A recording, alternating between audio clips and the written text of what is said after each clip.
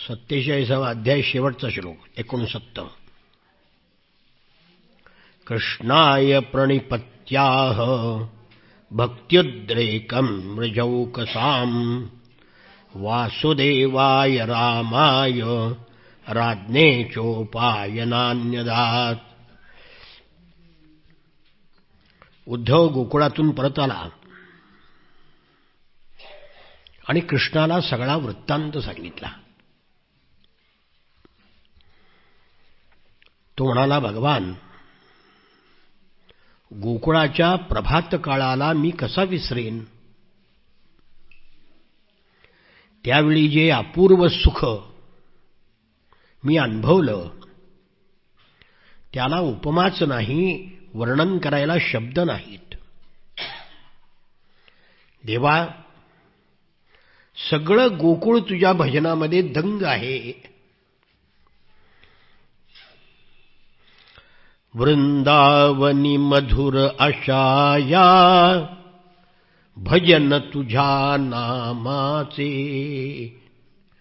दामोदर हरी मुकुंद माधव अमृत जणू श्रवणाचे.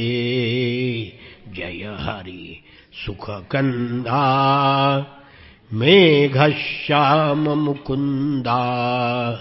जय हरी सुखकंदा. गोकुळामध्ये सारखं तुझ्या नावाचं भजन चालू आहे देवा. काय सांगू? तुझ्या गोपी मला भेटल्या. तुझ्या भक्तीच्या अमृताने सूर्याच्या कोमल किरणात जशा कमलिनी सजीव व्हाव्यात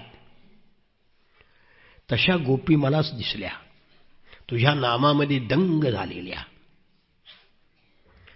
त्यामध्ये एक विशेष तेजस्वी होती. अनेक प्रकारच्या भक्तीमध्ये मधुरा भक्ती असावी तशी ती होती. तिला रतीची उपमा द्यावी तर रती ही कामाची अधिष्ठात्री आहे, पण या गोपीच्या मनामध्ये कामाचा लवलेशही नव्हता. देवा, ती गोपी म्हणजे यज्ञज्वाला होती, पवित्र.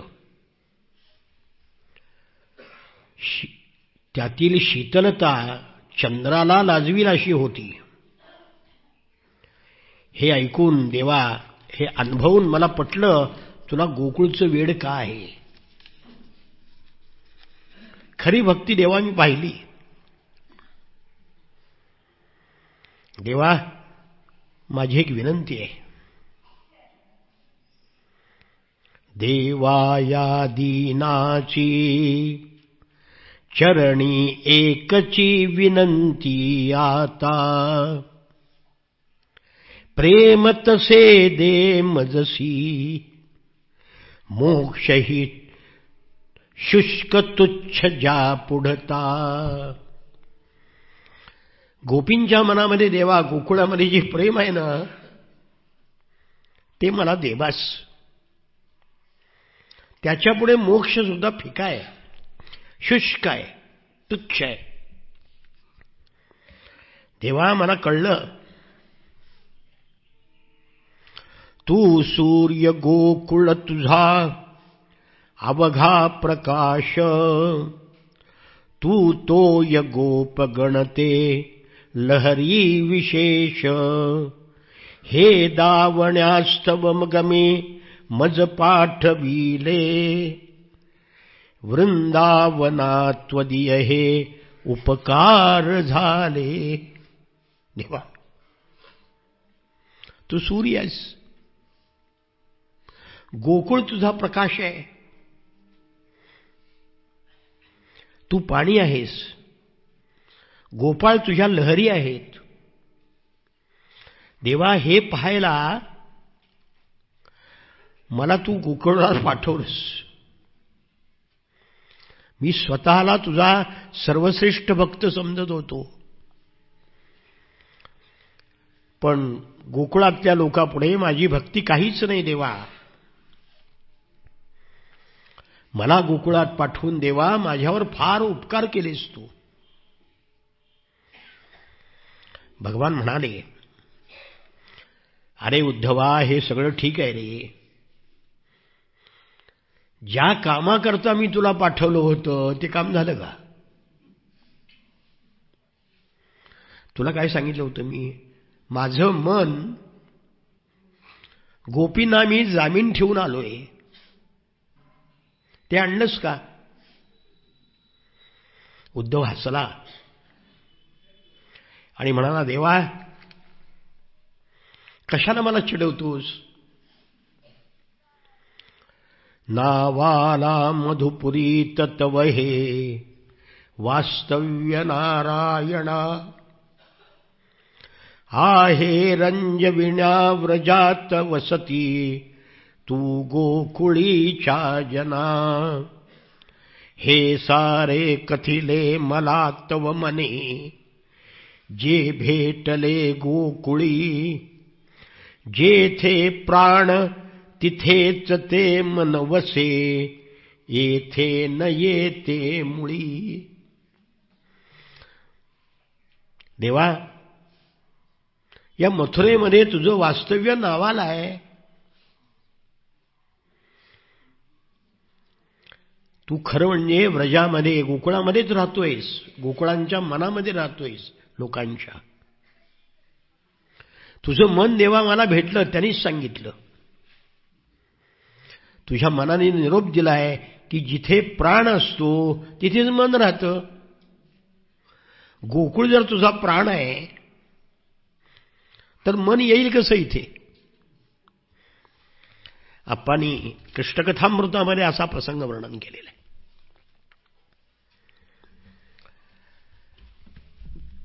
गोकुळचा वृत्तांत ऐकून भगवान तृप्त झाले, शांत झाले.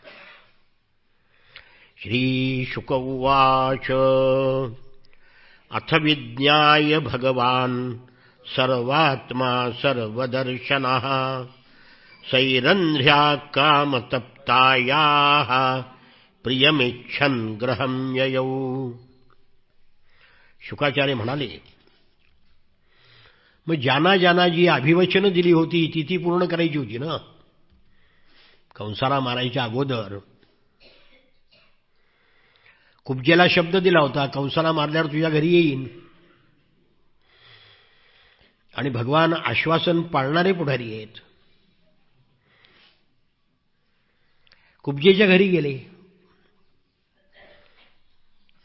बहुमोल सामग्रीनं कुब्जेचं घर भरलेलं होतं. शृंगाराला उपयोगी अशी पुष्कळ सामग्री तिथे ठेवलेली होती. ठिकठिकाणी मोत्यांच्या झालरी, पताका लावलेल्या होत्या, चांदवे लावलेले होते, शय्या अंथरलेल्या होत्या, बसण्यासाठी आसनं ठेवलेली होती. धूपाचा सुगंध दरवळत होता, दिवे प्रकाशत होते, फुलांचे हार, सुगंधी द्रव्य सगळीकडे ठेवलेली होती. भगवान आपल्या घरी आलेले पाहून कुब्जा लगबगीनं आपल्या आसनावरून उठून उभी राहिली. आपल्या सख्यासह पुढे गेली. भगवंताला बसायला उत्तम आसन दिलं आणि पूजा केली. बरोबर आलेल्या उद्धवाची सुद्धा योग्य पद्धतीनं पूजा केली. पण उद्धव सन्मानासाठी तिने दिलेल्या आसनाला नुसता स्पर्श करून जमिनीवर बसला. श्रीकृष्णही लोकरीतीचं अनुकरण करीत तिच्या बहुमूल्य शय्येवर जाऊन बसले. कुब्जेनं स्नान करून उटणं लावलं. रेशमी वस्त्र, अलंकार, पुष्पहार, गंध, विडा, सुधासव इत्यादी वस्तूंनी आपल्याला खूप सजवलं. लज्जायुक्त स्मितहास्य हावभाव करीत विलासपूर्ण नजरेनं पाहत पाहत भगवंताच्याकडे आली. मिलनाची पहिलीच वेळ असल्याने संकोचाने थोडी दबकली. कृष्णाने तिला आपल्या जवळ बोलावलं, पलंगावर बसवलं, तिचा हात हातामध्ये घेतला आणि तिच्याशी शब्द दिल्याप्रमाणे रममाण झाले. या जन्मामध्ये कुब्जेनं भगवंताला फक्त सुगंधी उठणं अर्पण केलं होतं, तेवढ्या शुभकर्माचं फळ तिला प्राप्त झालं. भगवान श्रीकृष्णाचे चरण कुब्जेनं कामसंतप्त हृदय यांनी भगवंताचा दिव्य सुगंध घेऊ लागली आणि आपला विरह ताप शांत केला. भगवंताला कुब्जेनं फक्त सुगंधी उठणं दिलं होतं आणि तेवढ्यानी तिला मोक्ष प्राप्त झाला. पण तो मोक्ष मागण्याच्या ऐवजी तिने उपभोग मागितला. ती म्हणाली, हे प्रियतमा, काही दिवस आपण इथे राहा, माझ्याबरोबर रममाण व्हा. हे कमलनयना, माझ्याने आपली संगत सोडवत नाही. कृष्णाने वस्त्रालंकार देऊन तिची संभावना केली. इच्छिलेला तिला वर दिला आणि उद्धवाबरोबर ते आपल्या संपन्न घरामध्ये परत आले. आराधना करायला कठीण अशा सर्व देवादिदेव असलेल्या विष्णूला प्रसन्न करून घेऊन जो कोणी तुच्छ विषय सुख मागतो तो मूर्ख आहे. कुब्जेच्या कथेचं तात्पर्य काय? भगवंताकडे काय मागावं कळलं पाहिजे ना. तुच्छ विषय सुख मागितलं. हो, तो कल्पवृक्ष आहे, जी कल्पना कराल ती मिळेल.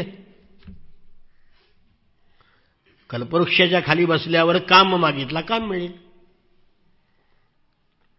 अर्थ मागितला, अर्थ मिळेल. भक्ती मागितली, भक्ती मिळेल. एक वाटसरू चालत निघाला होता आणि दुपारच्या वेळेला एका झाडाखाली भोजनाला बसला.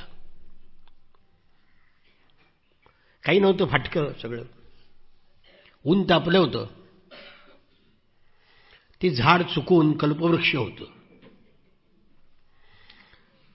त्या भिकाऱ्याच्या मनामध्ये आलं, कल्पना आली की मला या वेळेला कोणी थंडगार पाणी आणून देईल का. समोर आलं पाणी सोन्याच्या भांड्यामध्ये. पाणी प्याल्यावर तो पुन्हा विचार करायला लागला, मला भूक लागली आहे, कोणी मला उत्तम भोजन आणून देईल का. भोजन आलं. अहो, कल्पवृक्षाच्या खाली बसल्यावर काय मिळणार नाही. नंतर झोप आली, मला कोणी उत्कृष्ट शय्या आणून देईल का. रेशमाच्या शय्या आल्या, झोपला. आणि झोपून उठल्यावर मात्र डोकं शांत झालं आणि म्हणला, काय हे, मागेल ते मिळतंय, इथे कोणी भूत तर नाही ना.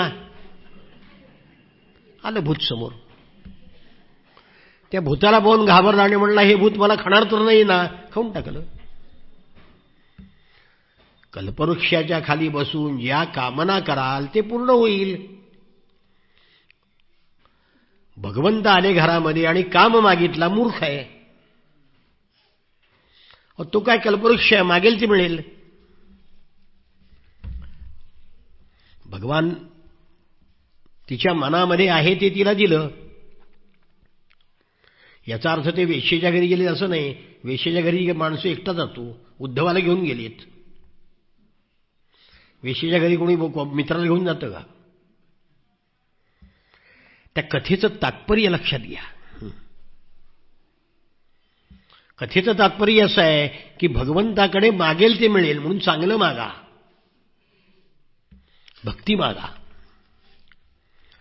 यानंतर भगवान श्रीकृष्ण बलराम उद्धवासह अक्रूराच्या घरी गेले. त्याची मनोकामना पूर्ण करायची होती म्हणून घरी गेले. लांबूनच पाहिलं अक्रूराने भगवान पुरुषोत्तम येत आहेत. तातडीनं उठून गेला, समोर गेला, नमस्कार केला, घरामध्ये आणलं, स्वागत केलं, सर्वांना आसनावर बसवलं. अक्रूराने सर्वाची विधिवत पूजा केली. परीक्षित राजा, पहिल्यांदा त्यांनी भगवंताचं चरणतीर्थ आपल्या मस्तकावर धारण केलं. मग दिव्य वस्त्र, गंध, माळा, मौल्यवान अलंकार, पूजा सामग्री यांनी भगवंताचं पूजन केलं. मस्तक लवून नमस्कार केला. त्याचे चरण आपल्या मांडीवर घेऊन तो चेपू लागला आणि विनम्र भावाने म्हणाला, दिष्ट्या पापो हत कंसः सानुगो वामिदंकुलम भवद्भ्याम उद्धृतम कृच्छ्रात दुरंताच्च समेधितम.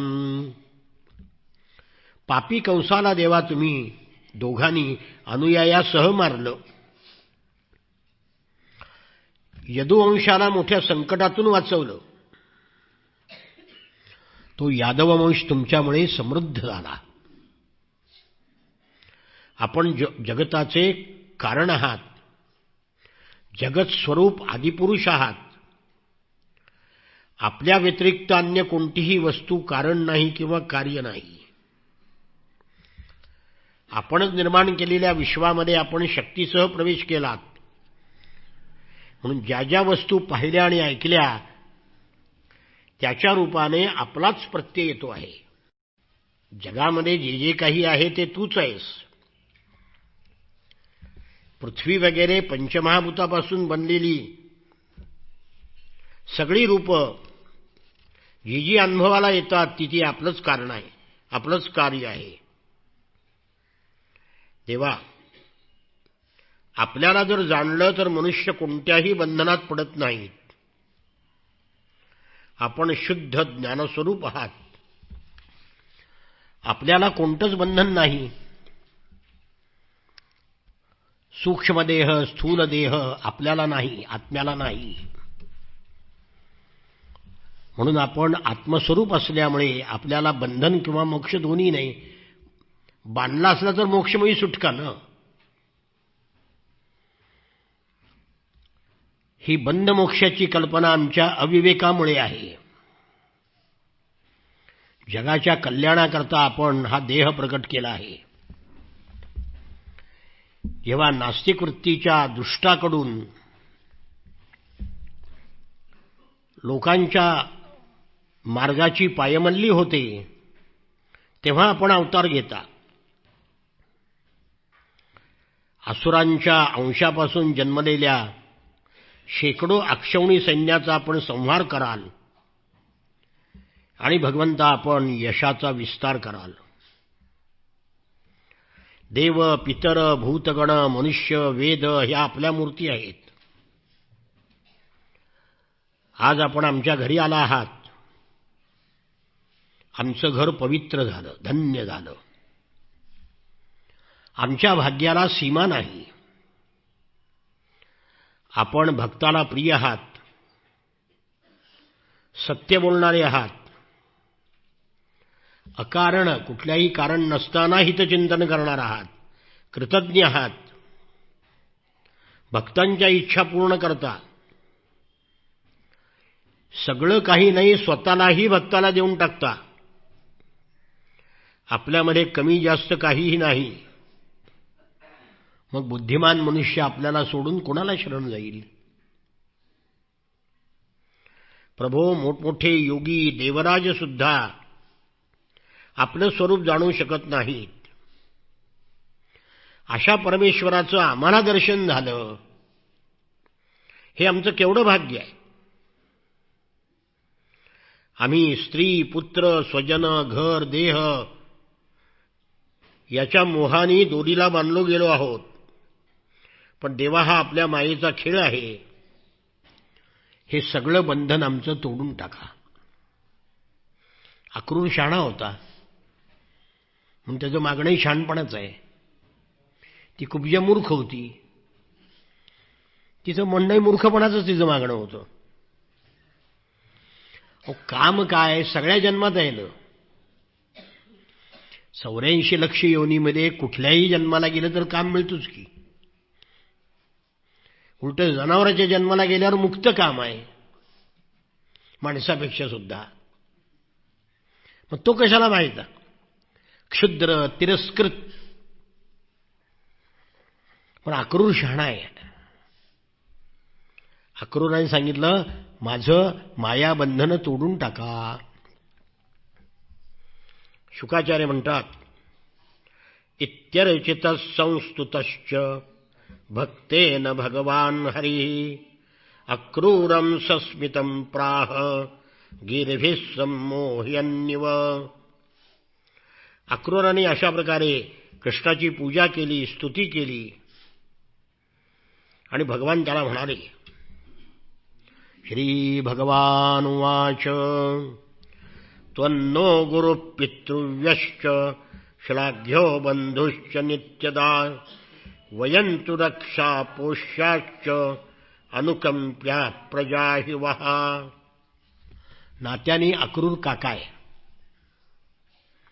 आपण आमचे काका आहात, हितोपदेशक आहात, बांधव आहात. आम्ही आपल्याला मुलासारखे आहोत. आपणच आमचं रक्षण करून आमच्यावर कृपा करावी. किती नम्रपणा आहे. जगाचं रक्षण करणारा भगवान अक्रूराला म्हणतोय, माझं रक्षण करा. नम्रता हा गुण सगळ्यात मोठा आहे. हा पुरुष आम्हाला काहीही येत नाही असं म्हणतात नम्रपणे. संत गाडगे महाराजांची आठवण गोनी दांडेकरांनी दिली त्यांच्या पुस्तकात. त्या सगळ्या संप्रदायात एकच संत बरं का, संत गाडगे महाराज. बाकी व्यापारी आहेत सगळी.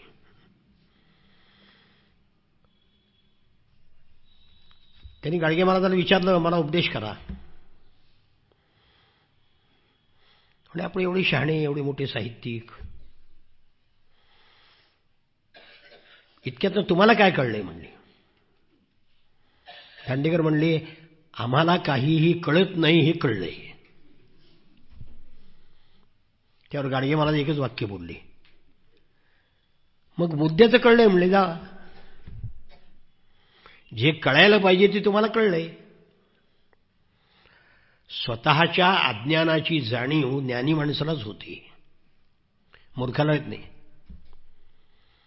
शाळेत सुद्धा आपल्याला काय कळत नाही हे हुशार पोरालाच कळतं, मूर्ख पोराला कळत नाही आपल्याला काय कळत नाही. म्हणून मूर्ख पोरं कधी शंका विचारतच नाहीत. शंका विचारणारी मुलं शहाणी असतात. तेव्हा अक्रूराने सांगितलं, तेव्हा भगवान म्हणाले, आपण परमपूजनीय आहात. आपण एकच करा, महाभाग्यवान संताची नेहमी सेवा केली पाहिजे. संत देवतापेक्षा श्रेष्ठ आहेत. महत्वाचा मुद्दा. साईबाबा संत आहेत म्हणून देवापेक्षा श्रेष्ठ आहेत.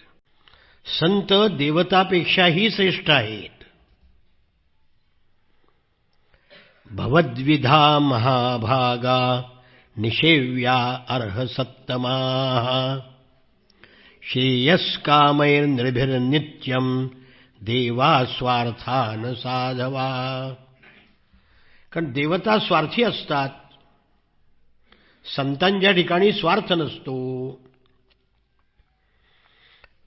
नह्यं मयानि तीर्थानि न देवा मृच्छिलामयाः ते पुनन्त्युरुकालेन दर्शनादेव साधवः. केवळ पाणी म्हणजे तीर्थ नव्हे, केवळ माती आणि पाषाण यांनी बनवलेल्या मूर्ती म्हणजे देवता नव्हे.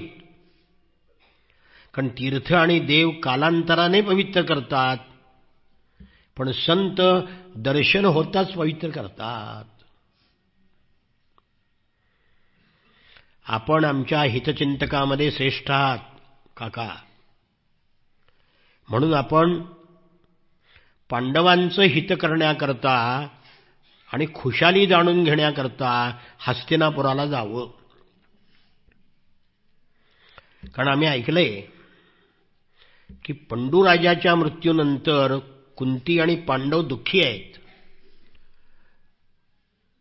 धृतराष्ट्राच्या बरोबर ते राजधानीमध्ये राहतात. धृतराष्ट्र आंधळा आहे, पण मनाने कणखर नाही, दुष्टपुत्राच्या अधीन गेलेला आहे. म्हणून तो भावाच्या मुलाला आपल्या मुलासारखं वागवत नाही. म्हणून हस्तिनापुरामध्ये काका आपण जावं, पांडवांची स्थिती चांगली का वाईट हे जाणून घ्यावं, मग आपण आपल्या आप्तांना सुख कसं मिळेल हे पाहू. भगवान कृष्णाने अक्रूराला असं सांगितलं आणि आपल्या घरी परत गेले. भगवंताच्या सांगण्याप्रमाणे अक्रूर हस्तिनापूरला गेले. श्री शुक उवाच सगत्वा हास्तिनपुरं पौरवेन्द्र यशोंकितं ददर्श तत्रांबिकेयं सभीष्मं विदुरं पृथाम्. अक्रूर हस्तिनापूरला गेला.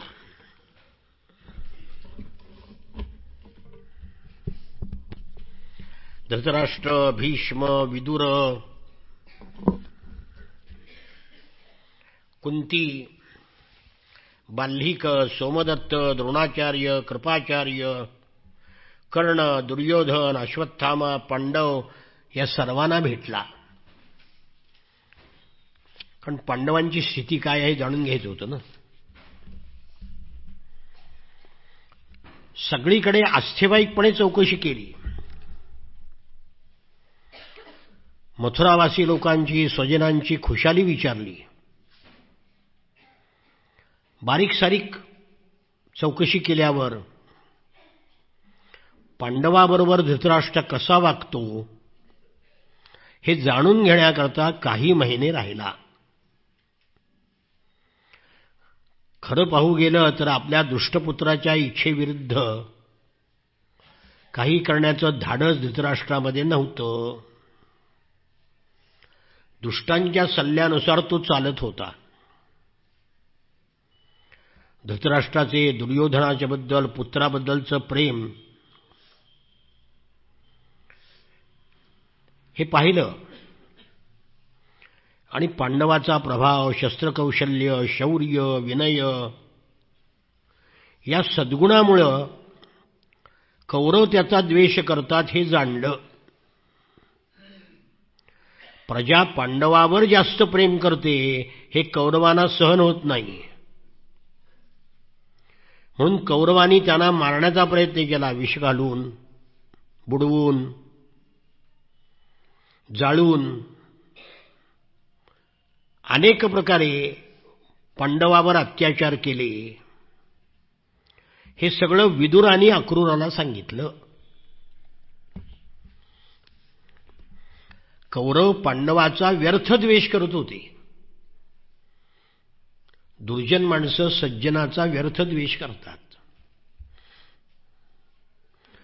पतिव्रतेची कीर्ती ऐकता कानी शिंदळीचे माथा तेळीक उठे. वाईट बाईला कसं आहे, पतिव्रतेची कीर्ती ऐकली की तिच्या तळपाईच्या मस्तकाला जाते. तसं सज्जनांची कीर्ती ऐकली की दुर्जनाच्या पोटात कालवा कालव सुरू होते. अक्रूराने हे सगळं विदुराकडून जाणलं. कारण पांडवांचं हित चिंतणारा एकच आहे, विदुर. त्यांनीच वाचवलं. लाक्षागृहातून कोणी वाचवलं? विदुरानेच वाचवलं. अक्रूर कुंतीकडे गेला. तो कुंतीचा चुलत भाऊच आहे ना. अक्रूराला पाहिल्यावर कुंतीला आपल्या माहेरची आठवण आली. डोळ्यातून अश्रुधारा वाहू लागल्या. रडत रडत अक्रूराला विचारलं, अक्रूरा, अपि स्मरन्ति न सौम्य पितरौ भ्रातरश्च मे भगिन्यो भ्रातृपुत्राश्च जामयः सख्य एव च. दादा, माझे आई वडील, भाऊ बहिणी, पुतणे, नातलग, मैत्रिणी माझी आठवण काढतात ना रे. माझा भाचा भक्तवत्सल शरण आलेल्यांचं रक्षण करणारा श्रीकृष्ण, कमलनयन बलराम यांना आपल्या या आत्तेभावाची म्हणजे पांडवांची कधी आठवण होती का रे? सापत्नमध्ये शोचन्तीं वृकाणां हरिणीमिव सान्त्वयिष्यति मां वाक्यैः पितृहीनांश्च बालकान्. अक्रूरा, मी शत्रूच्या गरड्यात सापडलेली रे. लांडग्याच्या तावडीत हरिणी सापडावी तशी माझी अवस्था आहे. श्रीकृष्ण येऊन माझं आणि माझ्या अनाथ बालकांचं सांत्वन करेल का? कृष्ण कृष्ण महायोगिन विश्वात्मन विश्वभावन प्रपन्नान् पाहि गोविंद शिशुभिश्चास्वेदिति चावसीदतीम. श्रीकृष्णा, तू सच्चिदानंद स्वरूप आहेस, महायोगी आहेस, विश्वात्मा आहे, जीवनदाता आहेस. मुलासह दुःखी असलेली मी तुला शरण आले आहे. हे जग मृत्यूनी व्याप्त आहे. तुझे चरण मोक्ष देणारे आहेत. जे लोक जगाला भ्यालेले आहेत त्यांना शरण जाण्याकरता तुझ्या चरणाशिवाय दुसरी जागा नाही. कृष्णा, तू शुद्ध परब्रह्म आहेस, योगांचा स्वामी आहेस, स्वतः योग आहेस. मी तुला शरण आले आहे, माझं रक्षण कर. म्हणून अक्रूरापाशी श्रीकृष्णाची प्रार्थना कुंतीने केली. शुकाचार्य म्हणतात, परीक्षित राजा, तुझी पणजी म्हणजे कुंती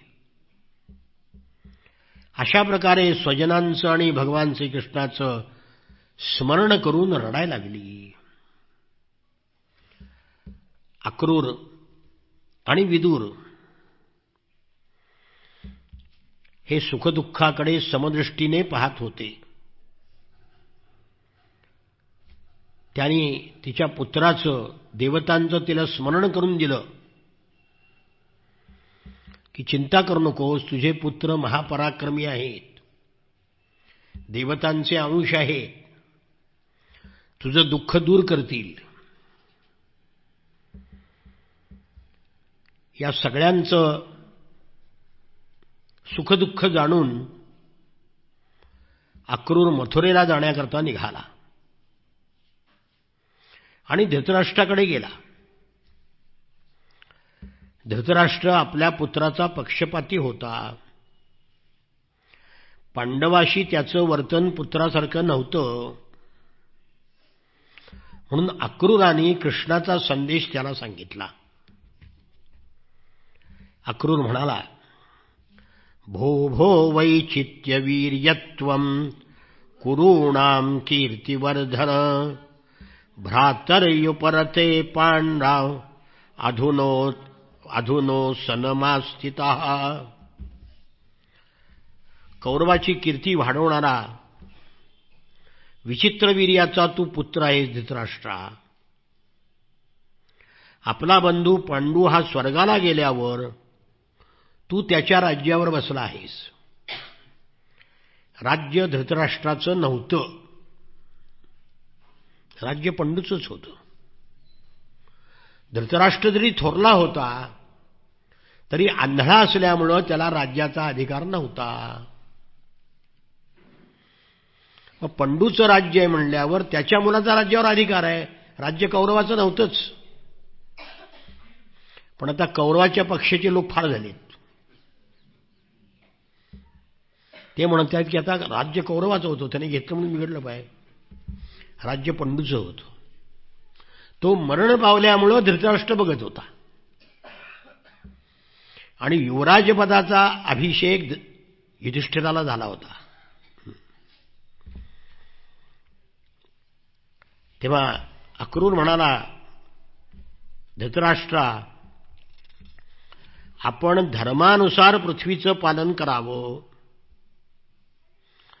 सदाचरणाने प्रजेला प्रसन्न ठेवावं आपल्या माणसाबरोबर समान वर्तन करावं, म्हणजे यश प्राप्त होतं आणि परलोकी सद्गती प्राप्त होते. जर याच्या विरुद्ध आपण आचरण कराल तर महाराज आपली निंदा होईल, मृत्यूनंतर आपल्याला नरकात जावं लागेल. म्हणून तस्मात् समत्वे वर्तस्व पांडवेष्वात्मजेषु च. पांडवाशी आणि आपल्या मुलाशी समान वागा. मोलाचा उपदेश केलाय. त्यांच्यामध्ये कुठेही भेदभाव करू नका. जीव एकटाच जन्माला येतो आणि एकटाच मरून जातो. कर्मानुसार पापही त्यालाच भोगावं लागतं, पुण्यही त्यालाच भोगावं लागतं.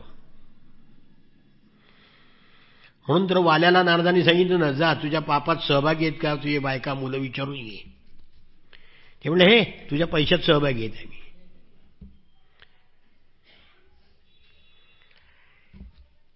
आमचे पालनपोषण करणे हा तुमचा धर्म आहे. म्हणून अधर्मानी मिळवलेलं मूर्खाचं धन स्वजन लुटून नेतात. जसं पाण्यात राहणाऱ्या जंतूचे सर्वस्व असलेले पाणी त्यांचे संबंधित संपून टाकतात. जो माणूस आपलं समजून ज्यांचं अधर्मानेही पालनपोषण करतो, तेच प्राण, धन, पुत्र इत्यादी त्या मूर्खाला त्याच्या इच्छा अपुऱ्या ठेवून निघून जातात. बरोबर काय घेऊन जातात? अधर्माने पैसा मिळवला, बरोबर येणार आहे का? सगळं इथंच ठेवायचं आणि मरून जायचं आहे ना. बरोबर काय नेणार आहे? अलेक्झांडरला एक योगी भेटला भारतात आल्यावर. तो म्हणला, काय करतोय? जग जिंकायला निघालोय म्हणला मी. तो योगी म्हणाला, अरे जग जिंकलं म्हणत म्हणत मरशील.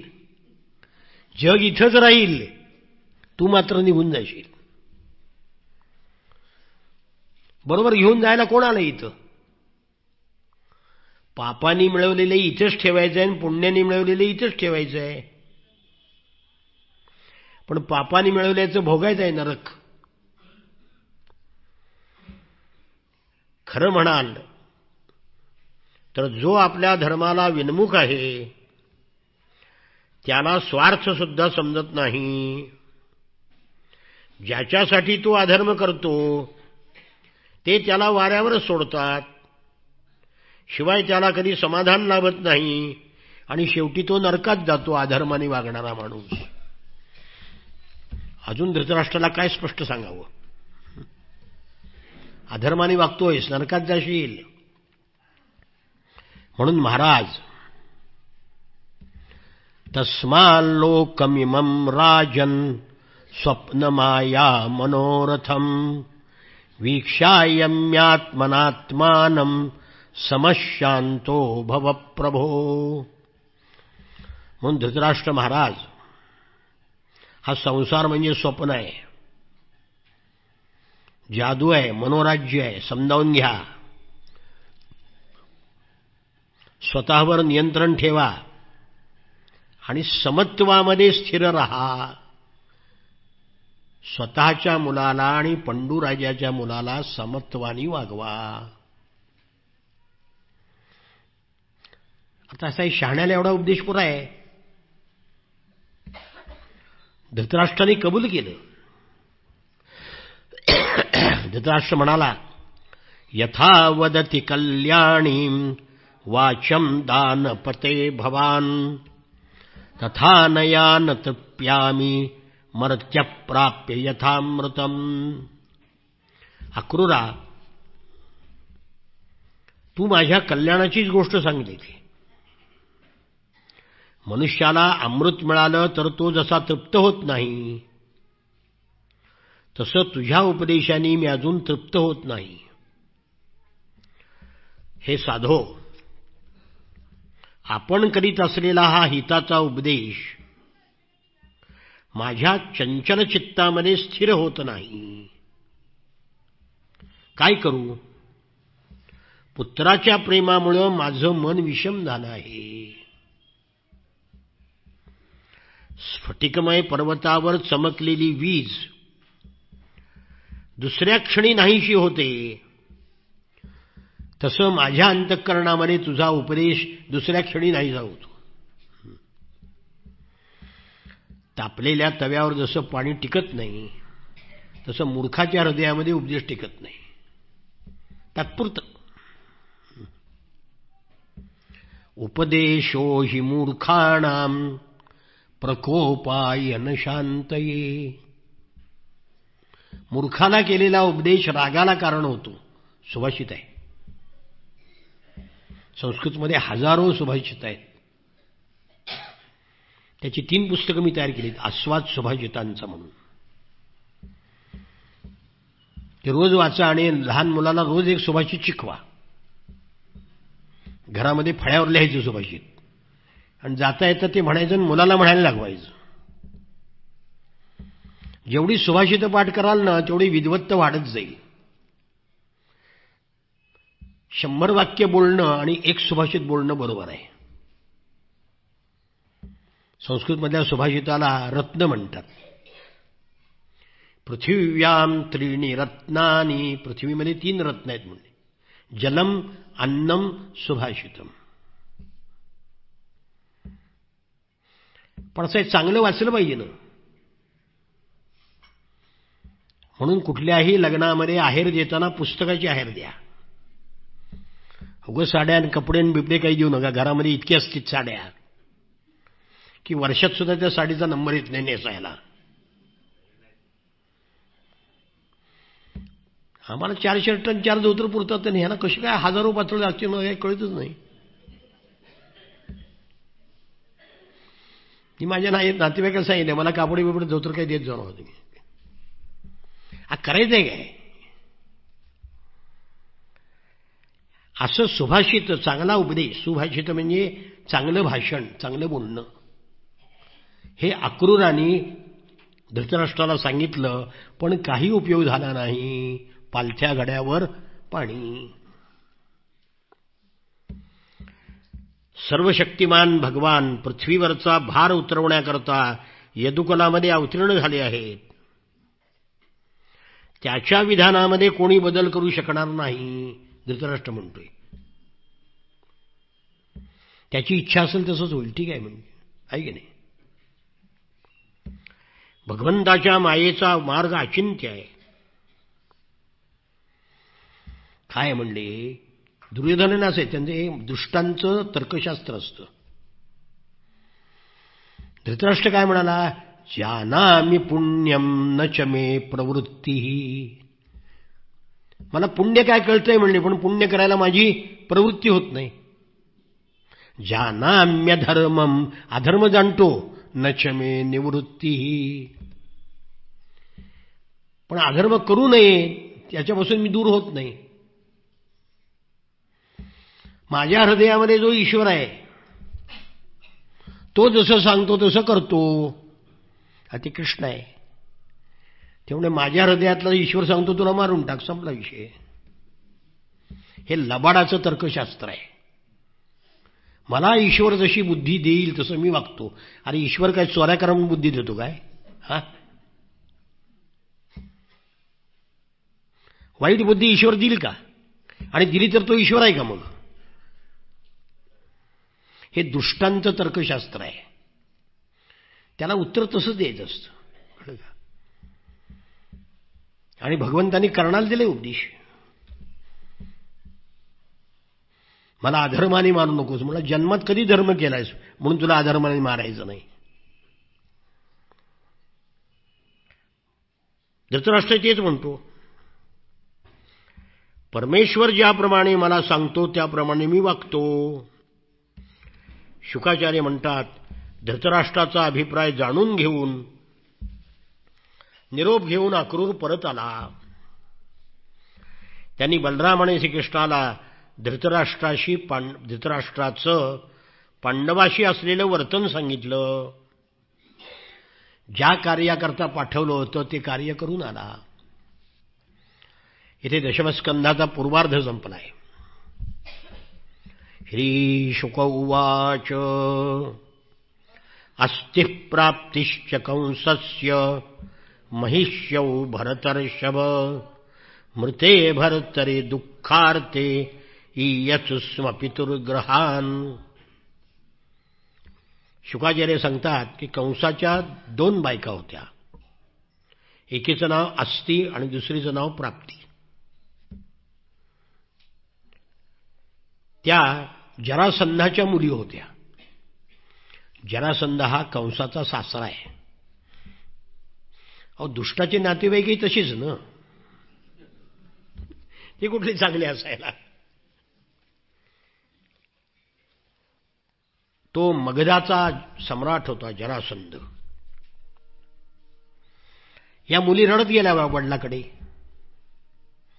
की कंसाला श्रीकृष्णांनी मारलं, आम्ही विधवा झालोत. हे ऐकल्यावर जरासंधाला दुःखही झालं आणि संतापही आला आणि अत्यंत रागाने अयादवीं महीम कर्तुम चक्रे परममुद्यमम. त्यांनी प्रतिज्ञा केली की पृथ्वी अयादवी करीन, यादव रहित करीन, सगळ्या यादवांचा नाश करेन, असा संकल्प केला. 23 अक्षौणी सैन्य घेतलं आणि यादवांची राजधानी मथुरेला 4 बाजूनी वेढा दिला. मगधाचं राज्य अतिशय मोठं होतं. त्या काळापासून इतिहास काळातल्या चंद्रगुप्तापर्यंत मगधाचं राज्य बलाढ्यच होतं. अलेक्झांडर जर खाली आला असता, पंजाबमध्येच परत गेलाय तो. एकच युद्ध पौरवाशी खेळला त्या पुरुराजेशी, आणि त्यात इतका त्याने जरी विजय मिळाला तरी त्याचं सैन्य इतकं हाताहात झालं की सिंधू नदीतून तो समुद्रात जाऊन पळून गेला. तो कुठला जगज्जेता. तो खाली आला असता आणि मगधाशी युद्ध झालं असतं तर अलेक्झांडर टिकलाच नसता मगध राज्यापुढे. पण खोटे इतिहास दिलेत ना या सगळ्या इंग्रजांनी. जगज्जेता कुठला जगत. ग्रीसपासून ते पंजाबपर्यंत आम्ही जग आहे काय. हा, अरे भारतात एक जिल्हा जिंकलाय फक्त त्यांनी. श्रीकृष्णांनी पाहिलं जरासंधाची सेना 4 बाजूने वेढलेली, जणू खवळलेला समुद्र. द्वारकेतले सगळे लोक भयभीत झाले. भगवान श्रीकृष्णांनी पृथ्वीचा भार उतरवण्याकरताच अवतार घेतला होता. म्हणून त्यांनी विचार केला की जरासंधाला मारावं का सैन्याला मारावं. ते म्हणजे सैन्यच मारून याला सोडून देऊ, म्हणजे पुन्हा सैन्य घेऊन येईन. आपल्याला काय जास्तीत जास्त दुष्ट मारायचेत. त्यांनी विचार केला की जरासंधाने आपले मांडलिक असलेल्या सर्व राजांचं पायदळ, घोडदळ, रथीदळ, हत्तीदळ, अनेक अक्षौणी सेना एकत्र केलेल्या आहेत. तेव्हा या सेनेचा पहिल्यांदा नाश करावा. जरासंधाला यावेळी मारता कामा नये, कारण तो जिवंत राहिला म्हणजे पुन्हा जाईल आणि पुन्हा सेना घेऊन येईल, पुन्हा मारू. भगवंताने विचार केला की माझा अवतार पृथ्वीचा भार हलका करण्याकरता आहे. सज्जनांचं रक्षण आणि दुर्जनांचा संहार हे माझ्या अवताराचं प्रयोजन आहे. धर्माचं रक्षण करण्याकरता, वाढत्या अधर्माला आळा घालण्याकरता वेळोवेळी मी अनेक शरीरं धारण केलेली आहेत. भगवान श्रीकृष्ण असा विचार करत होते तेवढ्या सूर्याप्रमाणे 2 तेजस्वी रथ आकाशातून खाली आले. त्यात सगळी युद्धसामग्री भरलेली होती. 2 सारथी होते.